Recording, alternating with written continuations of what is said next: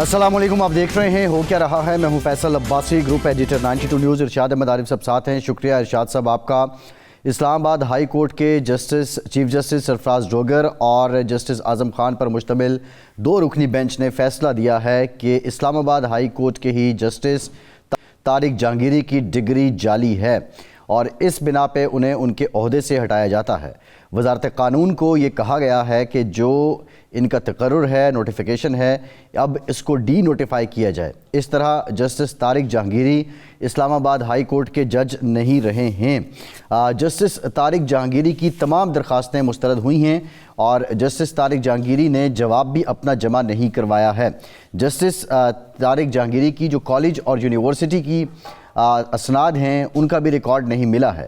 جو جامعہ سندھ کا سینڈیکیٹ کا فیصلہ ہے اس کے مطابق جو نام ہیں اس میں بھی تفاوت پایا جاتا ہے، لہٰذا جو جسٹس جہانگیری ہیں وہ اب اس عہدے پر برقرار نہیں ہیں۔ بطور جج اسلام آباد ہائی کورٹ انہیں ہٹا دیا گیا ہے، ڈی نوٹیفائی کر دیا گیا ہے، نااہل قرار دے دیا گیا ہے۔ یہ آج کی سب سے بڑی خبر ہے۔ آج کے پروگرام میں اس بارے بھی بات کریں گے۔ دوسری بڑی خبر جو ہے وہ عالمی افق سے ہے۔ UN سیکیورٹی کونسل کی طرف سے افغانستان کی سرزمین دہشت گردی کے خلاف استعمال نہ ہونے کا دعویٰ مسترد کر دیا گیا ہے۔ ساتھ ہی ساتھ پاکستان کے دفتر خارجہ کی جانب سے بھارت کی جو آبی دراندازی ہے اس پر بیان دیا گیا ہے۔ چناب میں معمول سے زیادہ پانی چھوڑنا، اس پر پاکستان نے باضابطہ طور پہ خط لکھا ہے اور پاکستان کی طرف سے جو خط لکھا گیا ہے سگنیفیکنٹلی وہ جو انڈس واٹر ٹریٹی ہے، واٹر کمشنر ہیں، انہوں نے مخاطب کیا ہے جو بھارت کی جل شکتی کی منسٹری ہے اس کو، اور پاکستان نے اپنا اعتراض بھی اور اپنے تحفظات بھی دنیا کے سامنے رکھے ہیں۔ KPK کے وزیر اعلیٰ سہیل آفریدی ان کو اشتہاری قرار دینے کے لیے باضابطہ طور پہ کارروائی شروع کر دی گئی ہے۔ نوٹسز چسپاں کیے گئے ہیں، جو جوڈیشل کمپلیکس ہے اس میں بھی نوٹسز چسپاں کیے گئے ہیں اور ان کے ساتھ دیگر بھی تحریک انصاف کے رہنما اور ممبران اسمبلی ہیں ان کو بھی اشتہاری قرار دینے کا سلسلہ شروع ہو چکا ہے۔ جبکہ سہیل آفریدی کا یہ کہنا ہے کہ وفاق میں بیٹھے حکمران اس وقت عیاشیاں کر رہے ہیں۔ پاکستان تحریک انصاف اور حکومت کے بیچ جو مفاہمت کی بات بھی ہو رہی ہے اور ساتھ ہی ساتھ یہ سلسلے بھی جاری ہیں۔ اب یہ کس ڈگر جائیں گے؟ کیا واقعتاً کوئی کنکریٹ مفاہمت ہوگی جس کا کوئی نتیجہ نکلے گا، معنی خیز مفاہمت ہوگی، یا ابھی تک صرف یہ آپٹکس ہیں، گیلری سے پلے ہو رہا ہے؟ ان تمام معاملات پہ آج کے پروگرام میں بات کریں گے۔ ارشاد صاحب، موسٹ امپورٹنٹ جو اسلام آباد ہائی کورٹ کا فیصلہ ہے اس میں جسٹس طارق جہانگیری اپنے ہی کولیگ کے خلاف ان کا یہ فیصلہ آیا ہے، ان کی درخواستوں کو مسترد کیا گیا ہے، رجسٹرار کے اعتراضات جو ہیں ان کو بھی برقرار رکھا گیا ہے اور باضابطہ طور پہ اب وہ اسلام آباد ہائی کورٹ کے جج نہیں رہے ہیں۔ اس فیصلے کا اثر کیا ہوگا نظام انصاف پہ؟ ویسے نظام انصاف پر تو خیر جو اثر ہوگا سو ہوگا، وہ الگ چیز ہے، لیکن حیران کن بات جو ہے وہ 2 ہیں۔ پاکستان کا نظام، تعلیمی نظام، کالجوں اور یونیورسٹیوں کا، جامعات کا نظام، امتحانات کا نظام، قانون کا نظام اتنا بوگس قرار پاتا ہے اس فیصلے کی روشنی میں کہ ایک شخص جو ہے آج سے کئی اشرے قبل قانون کی تعلیم حاصل کرتا ہے، وہ عدالتی فیصلے کے مطابق وہ ڈگری جو ہے وہ قانونی نہیں ہے، انفیئر مینز سپوز استعمال کرتا ہے، اس کے بعد وہ بطور وکیل پریکٹس شروع کرتا ہے، لوئر کورٹ میں، پھر ہائی کورٹ میں، پھر سپریم کورٹ میں۔ وہ بار کونسل اس کو ممبرشپ دیتی ہے، اس کو ملتی ہے، سند ملتی ہے اس کی پریکٹس کی۔ عدالتوں کی طرف سے ظاہر بات ہے کہ اس کے بعد اس کو انرولمنٹ جو ہائی کورٹ میں اور سپریم کورٹ میں ہوتی ہے تو وہ سپریم کورٹ اور ہائی کورٹ دیتے ہیں۔ وہاں بھی یہ چیک نہیں ہوتا کہ یہ اصل ڈگری پر یہ آ رہے ہیں یا نہیں آ رہے۔ پھر وہ الیکشن لڑتے ہیں بار کے، وہ الیکشن جیتتے ہیں، پھر بھی کوئی چیک کرنے والا نہیں ہے۔ پھر وہ ایڈوکیٹ جنرل یا ڈپٹی ایڈوکیٹ جنرل بنتے ہیں، پھر بھی کوئی چیک نہیں ہوتا۔ پھر ہائی کورٹ کے وہ جج بن جاتے ہیں، اس سے پہلے وہ بار ایسوسیشن کے صدر یا سیکرٹری جنرل بھی بنتے ہیں، کہیں چیک نہیں ہوتا۔ اور اتنے سال ہائی کورٹ میں پریکٹس کرنے کے بعد اچانک پتہ چلتا ہے، سندھ یونیورسٹی کو بھی پتہ چل جاتا ہے، اسلامیہ لاء کالج کو بھی پتہ چل جاتا ہے، عدالت کو بھی پتہ چلتا ہے، وکلاء کو بھی پتہ چلتا ہے کہ جی اس شخص کی تو ڈگری جینون نہیں ہے. تو اس کا مطلب ہے یہ تو اسی طرح کا کیس ہے جس طرح وہ پائلٹس والا تھا. اب آپ کے نظام تعلیم پر کون اعتبار کرے گا؟ جی بیرون ملک آپ کی ڈگریوں کی کیا وقت ویلیو رہ جائے گی؟ ہر ڈگری میں شک کیا جا سکتا ہے. اب تو میرا تو خیال ہے کہ حکومت کو ایک کمیشن مقرر کرنا چاہیے، تمام ججوں کی، تمام وکلاء کی ڈگریاں جی چیک ہونی چاہیے، ہر یونیورسٹی کی چیک. ہاں، اور جتنی جلدی یہ فیصلہ ہوا ہے تو وہ تو جمشید دستی صاحب کی ڈگری کا بھی اتنی جلدی فیصلہ نہیں ہوا. ویسے وہ فیصلے میں یہ ہے کہ انہوں نے اپنا جواب ہی نہیں جمع کروایا. وہ تو اس لیے جمع نہیں کرایا کہ انہوں نے اعتراضات کیے تھے، ان کا کیس ہی نہیں سنا گیا نا. جی ان کا وفاقی جو کانسٹیٹیوشنل کورٹ ہے وہاں بھی ایک درخواست تھی، اس کورٹ میں بھی 3 درخواستیں تھیں جو نہیں سنی گئیں. تو اس بنیاد پر پھر جی صحیح فیصلہ کرا دیا گیا. ہمیں سابق وزیر اعظم پاکستان شاہد خاقان عباسی صاحب نے بھی جوائن کیا ہے. عباسی صاحب بہت شکریہ آپ کا. عباسی صاحب، کل پاکستان کے ایک قومی اخبار نے دعویٰ کیا کہ حکومت اور پی ٹی آئی کے بیچ کوئی خاموش مفاہمتی کوششیں جاری ہیں، اور ساتھ انہوں نے یہ بھی لکھا کہ یہ جو مذاکرات کار ہیں یا جو گفتگو کر رہے ہیں ان کا یہ کہنا ہے کہ ماحول اگر سازگار ہوتا ہے تو $1 ارب کی سرمایہ کاری آنے کی بھی شورٹی ہے. آپ کیا سمجھتے ہیں، یہ ایک یقینی بات ہے، قرین قیاس ہے، یا یہ صرف ایک اخباری خبر ہی ہے آپ کی نظر میں جس کو مفروضے پہ مبنی کہا جا سکتا ہے؟ دیکھیں، میرے پاس تو کوئی ایسی شہادت نہیں ہے کہ ایسی بات ہوئی ہو، اور یہ بات سمجھ نہیں آتی. عمران خان صاحب کے جو بھی معاملات ہیں حکومت کے ساتھ ہیں، عدالتوں کے ساتھ ہیں، کنوکشنز ہیں، کیسز بنے ہوئے ہیں، تو اس کا تعلق کسی سرمایہ کاری سے کیا ہو سکتا ہے؟ تو کیا حکومت اب یہی کر رہی ہے کہ جس پہ کیس بنے گا وہ سرمایہ کاری لے آئے تو کیس ختم ہو جائیں گے؟ یہ کچھ بڑی عجیب سی باتیں ہیں. بہرحال پاکستان میں ہر چیز ممکن ہے بدقسمتی سے. تو بہرحال یہ حل ہو جائے معاملہ تو بہتر ہے. یہ جو ملک کے اندر یہ نفاق ہے، کشیدگی ہے، یہ ختم ہونی چاہیے. اپوزیشن اپنا کام کرے، حکومت اپنا کام کرے. عباس صاحب، کل ہماری جب بات ہو رہی تھی عمران اسماعیل صاحب سے تو ہم نے یہی سوال کیا تھا کہ سرمایہ کاری کا اس بات سے کیا. اس نے کہا جی حالات اگر ملک میں کشیدگی ختم ہوتی ہے، سیاسی استحکام آتا ہے، پالیسیوں کا تسلسل ملتا ہے، تو اس کے نتیجے میں سرمایہ کار جو ہیں وہ پر امید ہیں اور وہ کہتے ہیں جی ہم پھر بیرونی سرمایہ کاری یہاں آئے گی. تو کیا یہ سیاسی استحکام یا مفاہمت کا کوئی تعلق سرمایہ کاری سے ہوتا ہے؟ جی بالکل ہوتا ہے، بہت بڑا تعلق ہوتا ہے.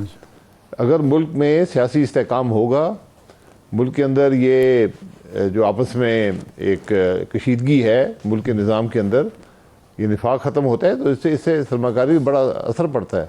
لوگ یہ دیکھتے ہیں کہ وہ ٹھیک ہے، پولیٹیکل اسٹیبلٹی ایک قسم کی آ گئی ہے، تو یہ تو ایک سب سے بڑی ڈیمانڈ ہوتی ہے سرمایہ کار کی کہ ملک کے اندر اسٹیبلٹی ہو، پولیٹیکل اسٹیبلٹی ہو، پالیسی کی اسٹیبلٹی ہو، اور اس کے بعد وہ انویسٹ کرتے ہیں. لیکن جب ہم حکومتی وزراء سے یا حکومت کے ساتھ کام کرنے والے لوگوں سے سوال کرتے ہیں تو وہ کہتے ہیں اس ملک میں سیاسی استحکام بھی آ چکا ہے، معاشی استحکام بھی آ چکا ہے، اب صرف ہم نے مواقع پیدا کرنے ہیں، بے روزگاری ختم کرنے کے، غربت کو ختم کرنے کے. سیاسی استحکام یا استحکام کوئی ایسا نہیں ہے اس ملک میں، عدم استحکام نہیں ہے جس کی فکر کی جائے. نہیں، میرا خیال ہے کہ یہ آئی ایم ایف کی رپورٹ پڑھ لیں تو آپ کو سب بات واضح ہو جائے گی کہ آئی ایم ایف کیا کہہ رہی ہے. اور وہ یہی کہہ رہی ہے کہ جب تک ملک میں اسٹیبلٹی نہیں ہوگی، ملک کے اندر پالیسیز درست نہیں ہوں گی، ایک ڈائریکشن نہیں ہوگی، تو ملک کے اندر انویسٹمنٹ نہیں آئے گی اور گروتھ نہیں آئے گی. ساری بات گروتھ کی ہے. تو ہم جس کو معاشی استحکام سمجھتے ہیں وہ یہ ہے کہ ہم نے ڈیفالٹ نہیں کیا. یہ اتنی بڑی کامیابی نہیں ہوتی، یہ تو آپ کے ہاتھ میں ہے کہ ڈیفالٹ ہو رہا ہے یا نہیں ہو رہا. اور جس کو ہم پولیٹیکل اسٹیبلٹی سمجھتے ہیں وہ بھی ایک مفروضہ ہی ہے، کیونکہ پولیٹیکل نہ آج صوبوں اور وفاق کے آپ تعلقات دیکھ لیں، صوبوں کے اندر تعلقات دیکھ لیں، وفاق کے اندر پولیٹیکل معاملات دیکھ لیں، تو آج تو مکمل طور پہ ہمارا نظام جو ہے یہ ختم ہو چکا ہے، اور ہم اس کو سمجھتے ہیں کہ بڑی اسٹیبلٹی آ گئی ہے۔ جب تک ملک کے اندر گروتھ نہیں آئے گی تو نہ جابز ہوں گی، نہ کاروبار ہوگا، نہ ٹیکسز آئیں گے، اور نہ ہی ملک آگے بڑھ پائے گا۔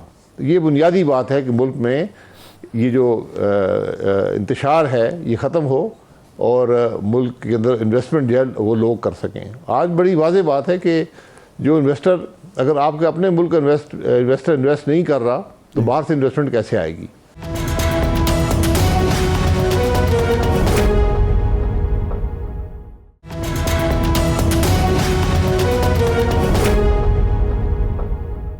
عباس صاحب، کیا کیا جائے؟ حکومت مذاکرات کی دعوت دیتی ہے، دوسری طرف سے رد کر دی جاتی ہے۔ حکومت چاہتی ہے کہ مفاہمت کے لیے مذاکرات کی میز پر بیٹھا جائے، دوسرا فریق اس کو رد کر دیتا ہے۔ وہ ہر وقت چاہتا ہے کہ جلوس ہوں، احتجاج ہو، تشدد ہو، تو پھر اس کے بعد کیسے یہ منزل حاصل کی جا سکتی ہے؟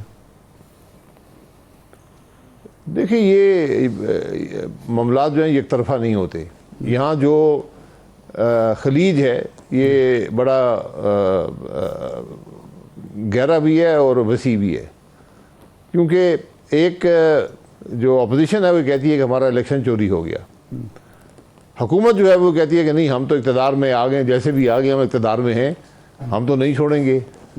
تو اس کو ہم کیسے اس کو پر کریں گے، اس معاملے کو؟ تو خرابی یہاں پر ہے۔ اور میں پھر یہ گزارش کروں گا کہ جب تک آپ کے ملک میں آئین کی بالادستی نہیں ہوتی، قانون کی حکمرانی نہیں ہوتی، تو ملک آگے نہیں چلے گا۔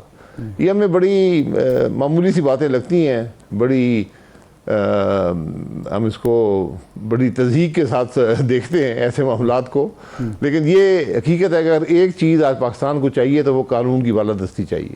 اچھا، جس کو رول آف لاء کہتے ہیں۔ نہیں، قانون کی بالادستی تو ہمیں نظر آ رہی ہے کہ ایک جج کی ڈگری جو تھی ثابت نہیں ہو سکی جینون، تو اس کے خلاف بھی فیصلہ آ گیا۔ فیض حمید جو ایک طاقتور شخصیت تھے، ان کے خلاف فیصلہ آ چکا ہے، تو قانون کی بالادستی تو نظر آ رہی ہے۔ جی، یہ قانون کی بالادستی نہیں ہوتی، اسی چیز کا اطلاق آپ سب پہ کریں نا۔ آج آپ اپنے فنڈامنٹل رائٹ کو دیکھ لیں، کیا اس ملک کے لوگوں کو فنڈامنٹل رائٹ اویلیبل ہیں؟ 26ویں ترمیم کے کیا اثرات ہیں؟ 27ویں کے کیا اثرات ہیں؟ تو آج تو ہم مکمل طور پر، آج میڈیا کی کیا حالت ہے؟ کیا میڈیا آزاد ہے اس ملک کے اندر؟ ہر قسم کی قدغن جو ہے وہ عوام پر لگا دی گئی ہے۔ تو اس طرح بھائی صاحب یہ بتائیے، یہ قانون سب کے لیے برابر ہونا چاہیے۔ جی، فیض حمید صاحب کیس کا فیصلہ جب سے آیا اس کے بعد بہت سی کہانیاں بیان کی جا رہی ہیں، آپ کیا سمجھتے ہیں؟ ظاہر آپ کا انٹریکشن بھی رہا، جب آپ پرائم منسٹر تھے، وہ ڈی جی سی بھی تھے، کیا واقعتاً فیض حمید صاحب نے اس وقت کے نظام کو یرغمال بنا رکھا تھا، جکڑ رکھا تھا؟ دیکھیں، یہ میرا ان سے کوئی تعلق نہیں رہا، کیونکہ وہ ڈی جی سی تھے اس وقت، تو پرائم منسٹر کو ڈی جی سی کا کوئی تعلق نہیں ہوتا، بلکہ میرا نہیں خیال کہ کبھی ہماری میٹنگ بھی ہوئی تھی۔ بہرحال اس کے بعد میں نے یہ پہلے بھی بتایا کہ ایک میٹنگ جو اکانومی پر جنرل باجوہ صاحب نے ہم سے مشورہ کیا تھا، اس میں جنرل فیض صاحب بھی موجود تھے۔ انہوں نے جو کچھ کیا نہیں کیا وہ اس کا قانون کے مطابق فیصلہ ہو جائے گا۔ یہ جو کنوکشن ہے یہ ملٹری کورٹ کی ہے، انہوں نے اپنے نظام کے مطابق جو بھی ان کو وائلیشن نظر آئی ہیں اس کے مطابق انہوں نے فیصلہ کیا ہے، اور وہ سمری ٹرائل ہوتا ہے، اس کے اندر جو شہادت کا طریقہ بھی اور ہوتا ہے، اس کے اندر جو فیصلے ہوتے ہیں وہ بھی اور طریقے سے دیکھے جاتے ہیں۔ تو یہ فوج کا اندرونی معاملہ ہے، اگر وہ سمجھتے ہیں کسی نے قانون توڑا ہے تو وہ ان کے خلاف کارروائی کر سکتی ہے، آرمی ایکٹ میں گنجائش ہے، اس کے مطابق کارروائی کی گئی ہے۔ کیا کیا تھا کیا نہیں کیا تھا اس میں بہت اسپیکولیشن ہوتی رہی ہے، ماضی میں بھی، اس کے بعد بھی شاید ہوتی رہے گی۔ تو بہرحال میں یہی کہتا ہوں کہ اگر ہم ملک کے نظام کو قانون کے مطابق کر لیں تو یہ سب معاملات نہیں ہوں گے۔ یہ معاملات اسی وقت ہوتے ہیں جب ملک کا نظام آئین اور قانون کے مطابق نہیں ہوتا، جہاں پر شخصیات کے پاس اتنی طاقت چلی جاتی ہے کہ پھر وہ قانون سے باہر جا کر آپریٹ کرتے ہیں اور اس سے جو بھی اس وقت کی حکومت ہوتی ہے اس کے معاملات کو حل کرتے ہیں۔ نہیں، عباس صاحب آپ کہتے ہیں کہ کوئی انٹریکشن نہیں تھی۔ فیض آباد دھرنا کے موقع پر آپ نے ایک کمیٹی بنائی مذاکرات کے لیے، تو اس میں فیض حمید صاحب کو رکھا گیا، جناب وزیر داخلہ تھے حسن اقبال صاحب ان کے ساتھ وہ بھی شریک تھے، تو ظاہر بات ہے آپ نے ہی وہ کمیٹی بنائی ہوگی نا؟ نہیں، کمیٹی پرائم منسٹر نہیں بناتا، وہ موقع کی مناسبت سے جو وزارت ہوتی ہے وہ کمیٹی بنا لیتی ہے. تو اس کا بھی یہی معاملہ تھا کہ وہاں پر ایک نیگوشیٹنگ کمیٹی تھی جس میں احسن اقبال صاحب جو وزیر داخلہ تھے وہ بھی تھے، اور فیض حمید صاحب جو DGC تھے وہ بھی تھے. تو یہ تو روزمرہ کے معاملات ہوتے ہیں، کمیٹیاں بنتی رہتی ہیں. لیکن مجھے بالکل یاد نہیں ہے کہ ان سے کبھی ملاقات ہوئی ہو دوران جب میں وزیر اعظم تھا. اس کے بعد میں نے بتایا کہ ایک میٹنگ ہوئی تھی جنرل باجوہ میں، جس میں میں بھی تھا، خواجہ آصف صاحب بھی تھے، مفتاح اسماعیل صاحب بھی تھے، اکانومی پر. تو اس میں جنرل فیض صاحب موجود تھے. نہیں، تب آپ پرائم منسٹر تھے یا اس کے بعد کی یہ بات؟ یہ بعد کی بات ہے، عمران خان کے دور میں. لیکن نہیں، ہم اپوزیشن میں تھے.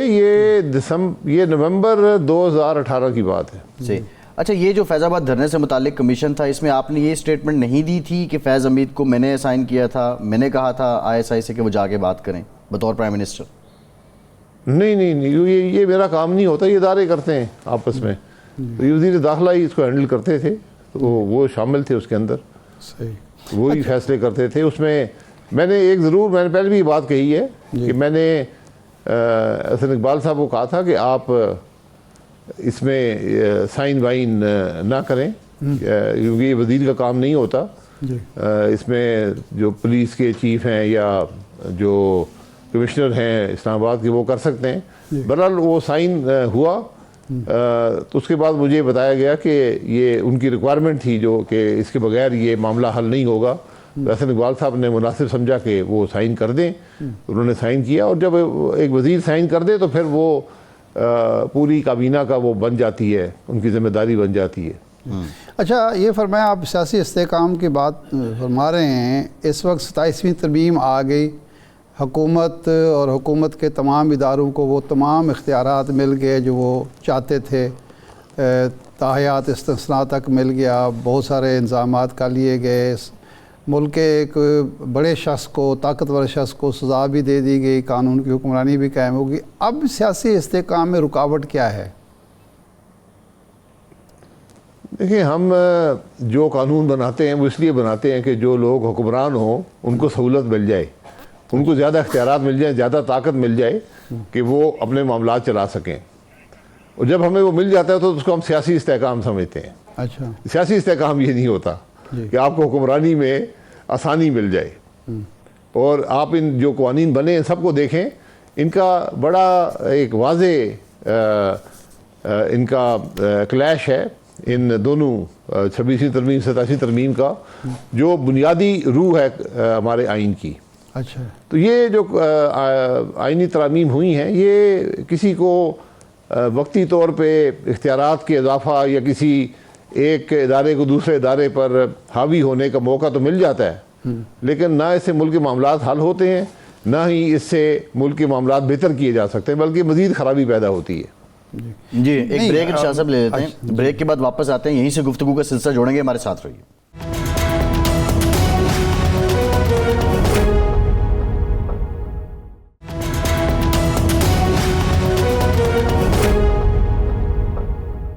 بریک کے بعد ایک بار پھر سے آپ کو خوش آمدید کہیں گے. ارشاد صاحب، آپ بریک سے پہلے کچھ پوچھنا چاہتے ہیں بھائی صاحب سے؟ بھائی صاحب، یہ PDM کی پہلی حکومت تھی، اب دوسری حکومت آئی ہے. یہ بات مسلسل سننے کو ملتی تھی کہ جی نیب کی وجہ سے یہاں انویسٹمنٹ نہیں آ رہی، کاروبار کے لیے، معیشت کے لیے حالات سازگار نہیں ہیں، حکومت نہیں چل پا رہی، گورننس بہتر نہیں ہو رہی. اس کے بعد عدالتیں ہیں وہ بے جا مداخلت کرتی ہیں. اب یہ دونوں 26ویں 27ویں ترمیم اور اس سے پہلے کے جو قانون سازی ہوئی، دونوں کو ایک یعنی رکاوٹ نہیں رہے حکومت کے لیے.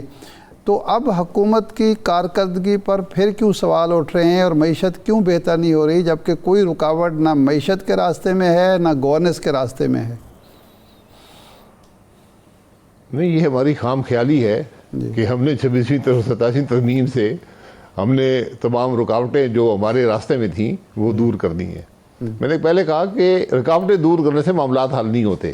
اچھا. آپ نے نظام کو اب اتنا خراب کر دیا ہے کہ پاکستان کے جو جوڈیشل سسٹم ہے اس کے اندر کوئی انصاف کی توقع کسی کو نہیں ہے. اچھا. تو بلکہ جو نیب کی طاقتیں مزید بڑھ گئی ہے. پہلے پھر بھی آپ عدالت جا سکتے تھے، ہائی کورٹ میں جا سکتے تھے، آپ سپریم کورٹ میں جا سکتے تھے، عدالتیں آزاد سمجھی جاتی تھیں. اب تو نہ عدالتیں آزاد ہیں، نہ ان کی جو کارکردگی ہے وہ کسی کو ریلیف دے پائے گی. جو بیسیکلی ریڈ جوریسڈکشن تھی وہ ساری ایک بے معنی سی ہو کر رہ گئی ہے. تو نیب وہیں پر موجود ہے، نیب کے اختیارات وہیں پر موجود ہیں. نیب کی جو اثر تھا خاص طور پہ حکومتی افسران پر کہ وہ فیصلہ سب سے بہتر ان کے لیے چوائس یہی تھی کہ وہ فیصلہ نہ کریں، تو آج بھی وہی حالت ہے، بلکہ اس سے بھی بدتر ہو گئی ہے. تو اس لیے ہم اور میں پھر گزارش کروں گا، جو آئی ایم ایف کی رپورٹ ہے یہ سب باتیں اس کے اندر بڑی واضح لکھی ہوئی ہیں. انہوں نے اس حد تک کہہ دیا کہ آپ کی جو جوڈیشری ہے اس کی پرفارمنس انٹیگریٹی دونوں پر شبہ ہے. جی یہ بہت سیریس سٹیٹمنٹ ہے ایک ایسے ادارے پر جو آپ کی ملک کی معیشت پر بڑے عرصے سے اثر انداز ہو رہا ہے، بلکہ ایک قسم کا آپ کی معیشت کی ڈائریکشن وہ ادارہ سیٹ کر رہا ہے. صحیح ہے. تو جب وہ یہ کہہ دے تو پھر آپ اس میں کیا رہ جاتا ہے. ہم ہمیشہ کسی معاملے کا حل نہیں ڈھونڈتے، ہم ہمیشہ یہ کوشش کرتے ہیں کہ ہمیں جو آج موجودہ حکمران ہیں ان کو کچھ ریلیف مل جائے اپنے معاملات میں. اچھا اس سے معاملے حل نہیں یہ ہوتے. بتائیے، نیب ایک ایسا ادارہ ہے جس نے ملک جی آپ نے نیب کا ذکر کیا، نیب کیسز میں آپ بری بھی ہوئے، آپ نے نیب کو للکارا بھی تب جب پوری طاقت جو ہے وہ آپ کے خلاف تھی، بعد میں آپ کو کامیابی بھی ملی. ظاہر ہے سیاسی عوامل بھی تھے، وہ سب کے سامنے تھے. اس وقت جو لوگ حکومت میں تھے آج وہ اپنے آپ کو برات دیتے ہیں، وہ اپنے آپ کو بالکل سائیڈ لائن کرتے ہیں اور کہتے ہیں کہ جو کچھ ہو رہا تھا، انتقام ہو رہا تھا، وہ اس وقت کی جو اسٹیبلشمنٹ کی رجیم تھی وہ کر رہی تھی، اور بالخصوص جنرل باجوہ، جنرل فیض کا نام لیتے ہیں. تو آپ کیا سمجھتے ہیں آپ کی جو وکٹمائزیشن ہوئی اس میں کیا اس وقت کی حکومت کا کوئی کردار نہیں تھا؟ نہیں، حکومتوں کے کردار ہوتے ہیں، یہ تو ایک بڑی واضح بات ہے. سپریم کورٹ بھی اس وقت کا کہہ چکا تھا، اور یہ صرف پچھلی حکومت نہیں ہے. نیب تو 1999 سے یہ معاملات چل رہے ہیں. میرے خلاف تو پہلا نیب کا کیس تو سن 2000 میں بنا تھا. تو یہ وکٹمائزیشن ہی تھی. اور کیا تھا اس کے اندر کہ آپ سال ہر سال گزر گئے. 17 سال میں نے نیب کی عدالتوں میں گزارے ہیں. ایک جو شہادت ہے نیب نہیں پیش کر سکا. اچھا.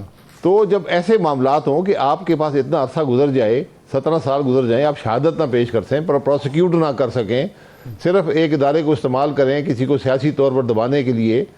اور یہ سارے ادارے کہہ رہے ہیں، یہ شروع سے دنیا کے جو ہیومن رائٹس کے ادارے ہیں وہ بھی کہہ رہے ہیں، آئی ایم ایف نے بھی یہی بات لکھی ہے کہ نیب جو ہے یہ صرف سیاسی جوڑ توڑ کے لیے استعمال ہوتا ہے، اور آج بھی ہو رہا ہے، اس سے پہلے بھی ہوتا رہا تھا. تو یہ بدقسمتی ہے. حکومتیں جو اقتدار میں جب اپوزیشن میں ہوتی ہیں تو سوچ اور رکھتی ہیں، جب اقتدار میں آتی ہیں تو سب کچھ بھول جاتی ہیں. نہیں، یہ نیب اگر نیب یہ ہے جس نے احتساب کرنا ہے تو پاکستان میں آئی ایم ایف کی رپورٹ کا آپ ذکر کر رہے ہیں، وہ کرپشن کو بنیادی مسئلہ قرار دے رہے ہیں، تو احتساب کا میکینزم کیا ہونا چاہیے؟ پھر کون سا ادارہ پاکستان کے اندر احتساب کرے گا، یہ کرپشن کی روک تھام ہوگی؟ دیکھیے، احتساب کا معاملہ بھی جو ہے یہ قانون کی بالادستی سے جڑا ہوا ہے. رول آف لا ہوگا تو احتساب ہوگا، رول آف لا نہیں ہوگا تو احتساب نہیں ہوگا. احتساب کے لیے رول آف لا ضروری ہے. رول آف لا کے لیے احتساب ایک ثانوی حیثیت رکھتا ہے. ہم نے احتساب کے ادارے بنائے ہیں جس پر کوئی بھی ٹرسٹ نہیں کرتا، ان کی پرفارمنس صفر ہے. اس آئی ایم ایف کی رپورٹ کے اندر بھی انہوں نے ذکر کیا ہے آئی ایم ایف کا، نیب کا، کہ اس نے یہ دعویٰ کیا ہے کہ 5300 ارب روپیہ ہم نے ریکور کیا ہے.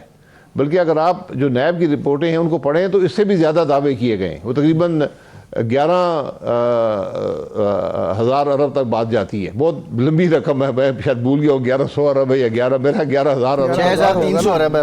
جناب 5,300 تو یہ ہے نا، اس کا مطلب ڈبل ہو گیا. 6,300 ارب لیٹسٹ ان کا دعویٰ ہے. 5,300 کا تو 5,300 تو وہ پیسہ ہے کہاں پر؟ کس سے ریکور ہوا یہ بتا دے. آخر ریکور ہوا تو کسی شخص سے ریکور ہوا ہے نا. نیب بنایا گیا تھا پولیٹیشنز کے احتساب کے لیے. کتنے پولیٹیشین نیب نے گرفتار کیے ہیں، کتنی ریکوری ہوئی ہے ان سے. تو یہ تو ہم اپنے آپ کو یہ ادارے ختم نہیں کریں گے تو ملک نہیں چلے گا. آج پولیٹیشین جب گرفتار ہو رہے تھے، جب آپ کی سابقہ پارٹی کے لوگ گرفتار ہو رہے تھے، تب آپ کہہ رہے تھے کہ وہ انتقام لیا جا رہا ہے. جی جب آپ کی جماعت، سابقہ جماعت کے لوگ، جب آپ سب لوگ گرفتار ہو رہے تھے، نیب گرفتار کر رہا تھا، تو آپ کہہ رہے تھے کہ انتقام لیا جا رہا ہے. آج آپ یہ سوال اٹھا رہے ہیں کہ کتنے پولیٹیشین نیب نے گرفتار کر لیے ہیں؟ بھئی نیب نے دعویٰ کیا ہے نا کہ 5300 ہم نے ریکوری کی ہے. گرفتاری اور بات ہوتی ہے، کنوکشن اور بات ہوتی ہے. گرفتار تو آپ بالکل کر سکتے ہیں، نیب کے پاس اندھے اختیارات ہیں، وہ سب کو گرفتار کرتے ہیں.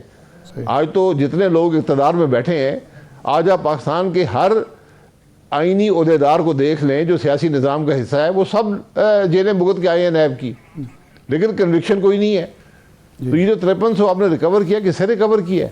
کیونکہ کنوکشن کے بعد ہی ریکوری ہوتی ہے نا. جی جی. تو یہ بالکل ہی ایک ہم نے مذاق بنا دی سارے نظام کا. اچھا، اب جو صورتحال ہے، ایک نظام چل رہا ہے، آپ کہہ رہے ہیں کہ عدم استحکام کی وجہ سے گورننس بہتر نہیں ہو رہی، معیشت بہتر نہیں ہو رہی. اس سے نکلنے کی آپ کے جو پارٹی ہے پاکستان عوام پارٹی، اب کیا راستہ اس نے ڈھونڈا ہے؟ کیا عوام کو بتا سکتے ہیں آپ کہ جی یہ راستہ ہے جس کے ذریعے ہم موجودہ بحران جس کو آپ کہہ رہے ہیں یا ڈیڈ لاک ہے، سے نجات حاصل کر سکتے ہیں؟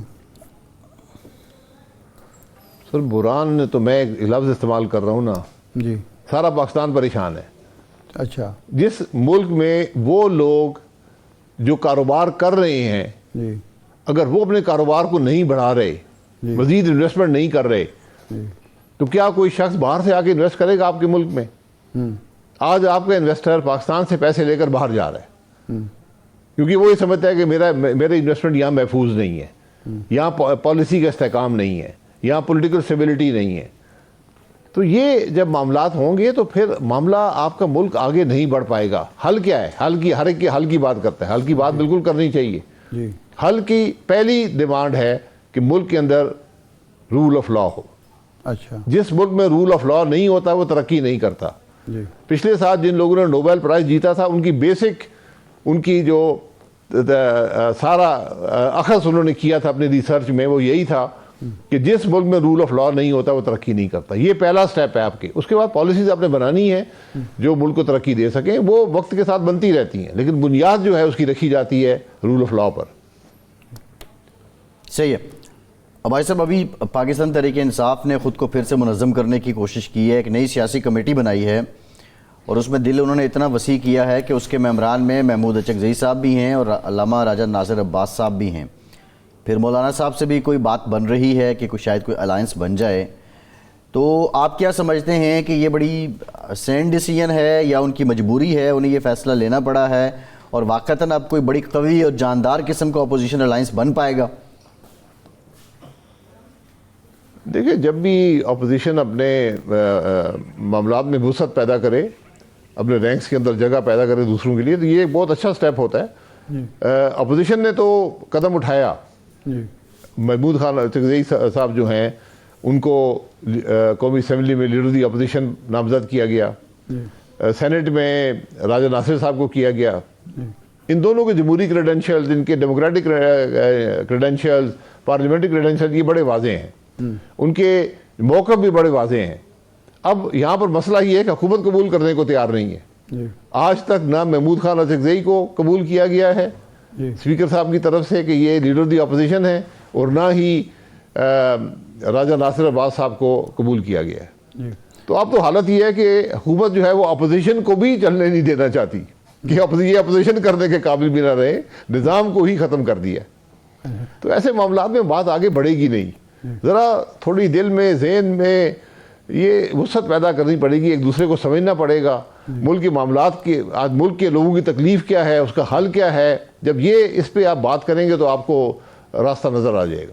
اچھا، یہ فرمائیں کہ آپ ایک پارلیمنٹیرین، طویل عرصے تک آپ پارلیمنٹ کا حصہ رہے، وزیر اعظم رہے، مختلف وزارتوں پر رہے. کیا یہ اپوزیشن لیڈر کی نامزدگی یا اپوزیشن لیڈر کا انتخاب اپوزیشن کا حق ہے، یا یہ اسپیکر کا اور حکومت کا ثوابدیدی اختیار ہے کہ وہ جس کو چاہیں جس کو نہ چاہیں؟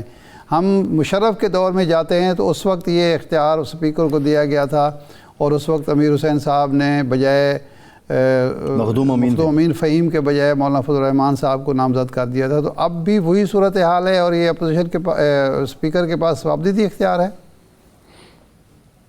دیکھیں، کوئی ثوابدیدی اختیار اسپیکر کے پاس نہیں ہوتا. اچھا. وہ چونکہ وہ اختیارات ایسے ہوتے ہیں جو چیلنج نہیں کیے جا سکتے، اسپیکر کی رولنگ جو ہوتی ہیں، تو وہ جا کے اس کو استعمال کر کے اپوزیشن کو دبانے کی کوشش کرتے ہیں کہ اپوزیشن مستحکم نہ ہو سکے, وہ اپنی بات نہ کر سکے. یہ تمام حکومتوں کی خواہش ہوتی ہے کہ اپوزیشن کو ذرا بیک فٹ پہ رکھیں, لیکن کیا اس سے یہ جمہوری عمل ہوتا ہے؟ کیا یہ پارلیمانی روایات کے خلاف نہیں ہے؟ یہ ماضی میں یہ چیزیں بہت کم ہوا کرتی تھیں. مشرف دور میں مجھے اس ایشو کا ذکر نہیں ہے, امیر حسین صاحب اسپیکر تھے, انہوں نے کیا کیا تھا یا نہیں کیا تھا, لیکن وہ ایک غیر جمہوری دور تھا. جمہوری ادوار کے اندر یہ معاملہ بڑا سیٹلڈ معاملہ تھا کہ جس کو بھی اکثریت اپوزیشن کی ووٹ دے دے گی, اس کے ساتھ ہوگی, تو وہی اپوزیشن لیڈر بنتا ہے. اس وقت ان دونوں حضرات کے پاس یہ طاقت موجود ہے کہ اکثریت جو اپوزیشن کی ان ہاؤسز میں ہے, اس نے ان پر حمایت کا اعلان کیا ہے, یعنی ان پر اعتماد کا اظہار کیا ہے. لیکن حکومت ماننے کو تیار نہیں ہے. اسپیکر صاحب بھی نہیں مان رہے, چیئرمین سینٹ بھی نہیں مان رہے. اسپیکر صاحب یہی وہ خرابیاں ہیں, یہی وہ سوچ کی خرابی ہے جو نظام کو تباہ کرتی ہے.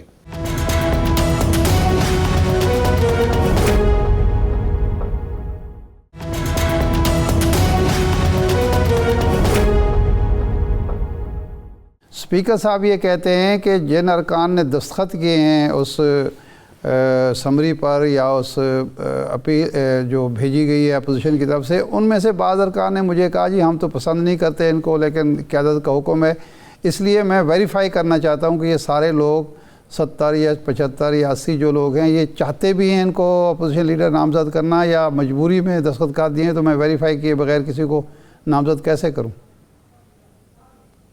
یہ معاملہ, یہ بات قابل قبول نہیں ہے بدقسمتی سے. اچھا, ویریفیکیشن آپ کا کام نہیں ہے. جب آ گیا تو آپ کو اس پر عمل کرنا پڑے گا. جب لکھ کے دے دیا ایک ممبر نے, چاہے اس کے پر جو بھی دباؤ ہو. کیا آج حکومت کے ممبران پر دباؤ نہیں تھا 26ویں 27ویں ترمیم کے لیے؟ تو اسپیکر صاحب اس کو بھی ریجیکٹ کر سکتے ہیں کہ یہ ووٹ ہو نہیں سکتا. یہ تو ایک بہانے ہیں جس کو استعمال کیا جاتا ہے. جی, اگر وہ چاہتے ہیں تو وہاں فلور پر ووٹنگ کرا لیں, وہ ووٹ کروا لیں کہ کون اعتماد رکھتے ہیں لوگوں پر, بات 1 منٹ میں ختم ہو جائے گی. جی ٹھیک ہے, بالکل ٹھیک. بھائی صاحب, ابھی خاموش مفاہمت کی بات ہو رہی ہے جس سے ہم نے آغاز میں بات کی. جب پی ٹی آئی کی حکومت تھی تو اس وقت بھی ایک مفاہمت ہوئی, اور پھر میاں نواز شریف صاحب کا جو باہر جانا ہے اسی مفاہمت کا نتیجہ قرار دیا جا رہا ہے.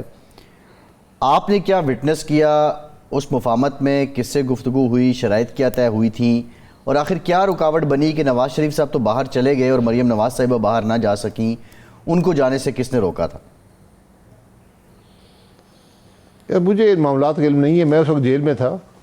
لیکن وہ اگر کوئی مفاہمت کی بات وہاں پر ہم کرتے ہیں تو وہ تو ایک قیاس آرائی کی بات بن جاتی ہے, کیونکہ میاں نواز شریف صاحب تو باہر گئے تھے میڈیکل رپورٹس کی بنیاد پر, اور 4 میڈیکل رپورٹس حکومت نے خود اسیسمنٹ کروائی تھی. 4 ڈیفرنٹ میڈیکل رپورٹس تھیں, جس میں ایک میڈیکل رپورٹ اس وقت کی جو میرے خیال ہے پنجاب کی جو وزیر تھیں یاسمین راشد صاحبہ, ایک ان کی سربراہی میں رپورٹ تھی. انہوں نے یہی کہا تھا کہ میاں صاحب کی صحت کو یہاں پر جان کو خطرہ ہے, ان کو باہر جانے کی اجازت دی جائے. تو وہ اس وقت باہر چلے گئے تھے. اس کو مفاہمت سمجھ لیں یا کسی اور سیاسی عمل کا حصہ سمجھ لیں, یہ ہمارا معاملہ ہے. لیکن یہاں پر خاموش مفاہمت نہیں ہوتی. مفاہمت آپ نے کس بات پر کرنی ہے؟ کیسز حکومت نے بنائے ہیں, اگر وہ کیسز غلط ہیں تو پھر مفاہمت کا راستہ یہ ہے کہ حکومت کیس وڈرا کر لے.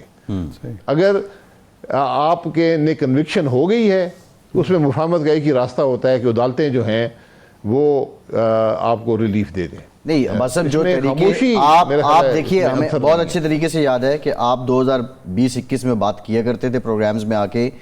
تحریک عدم اعتماد کی جب بات ہوتی تھی آپ کہتے تھے کہ تحریک عدم اعتماد اس وقت تک کامیاب نہیں ہوتی کہ جب تک آپ کے ساتھ جو طاقتور حلقے ہیں وہ نہ ہوں. اور پھر جب 2022 میں عمران خان صاحب کے خلاف تحریک عدم اعتماد آئی, وہ کامیاب ہوئی. کیا وہ تحریک عدم اعتماد کسی مفاہمت کا نتیجہ نہیں تھی؟ کیا وہ انڈیجنس تھی 100%؟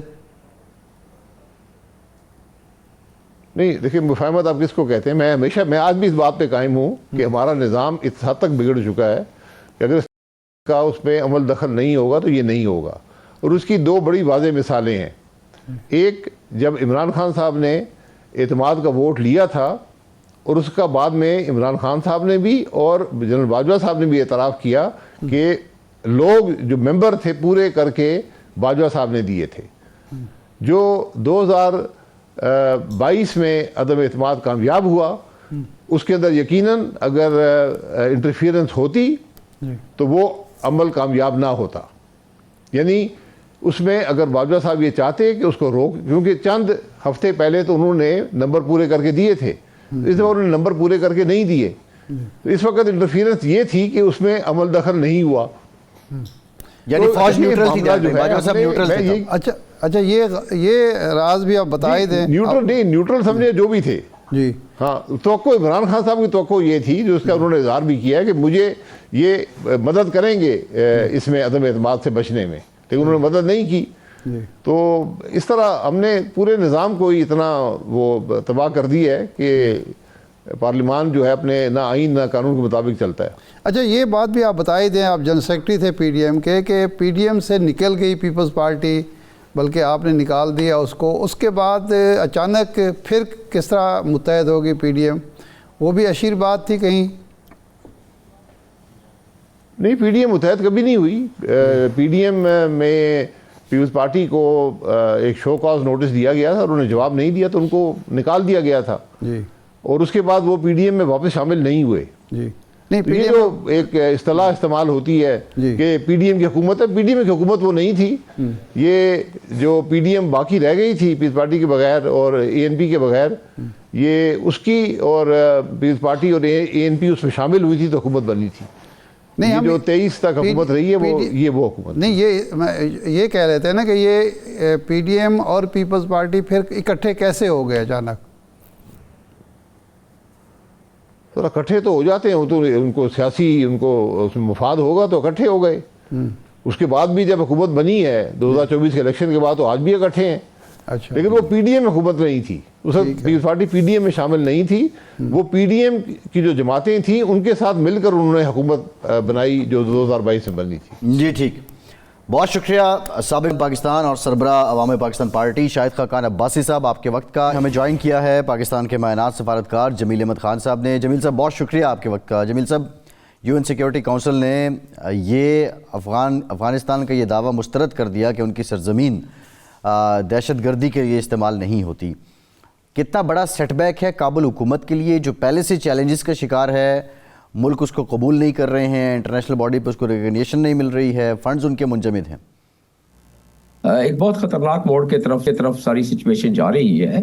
یہ 16واں سیشن ہے، یہ 16th analytical support and sanction monitoring team کا یہ رپورٹ ہے.